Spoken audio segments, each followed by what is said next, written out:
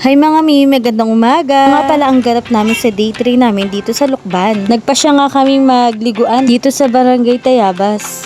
Nakakatuwa nga dito mga mi. Kasi kung nature lover ka, matutuwa ka sa bawat dadaanan mo. Kasi talaga naman puro puno mga mi at saka yung hampas ng hangin ay kalamig. Alas 10 na yan na ng umaga mga mi, pero talaga naman parang alas 6 lang eh. Ito lang ang kagandahan din sa Lukban kasi hindi masyadong sumisikat si Haring Araw.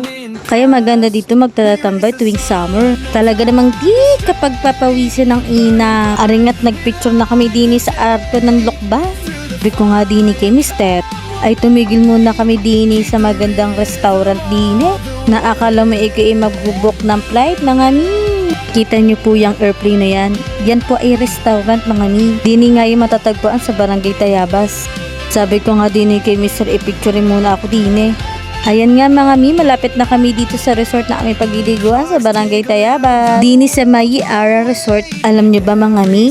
Napakamura lamang ng entrance fee dito mga mi. 30 pesos lang per head mga mi ang entrance dito. Yan yung mga parking lot nila. Ito naman yung entrance nila mga mi. Are at kayo ito-tour guide ko dito sa Mariaya Resort.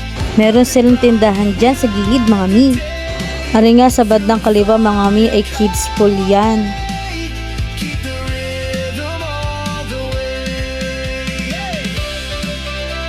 At pati yan, kids pool din yan, may slide siya mga mi.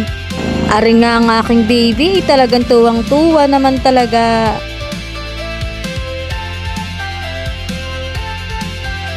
Are naman mga mi, ay pang adult naman to mga mi. Ang lamig ng tubig niyan mga mi, kasi ang swimming pool dito ay galing sa bukal. Talaga naman pagkalamig-lamig.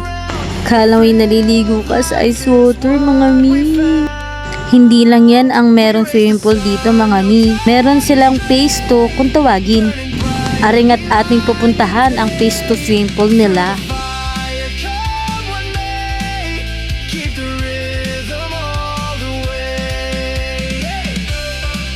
Yan ang kids pool mga mi.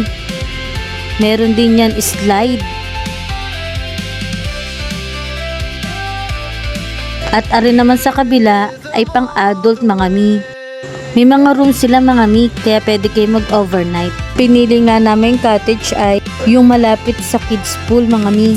Kasi meron tayong batang kasama mga mi. Kaya kailangan natin sila bantayan. Nakakatuwa nga dito mga mi. Kasi alinis din ng kanilang paligid.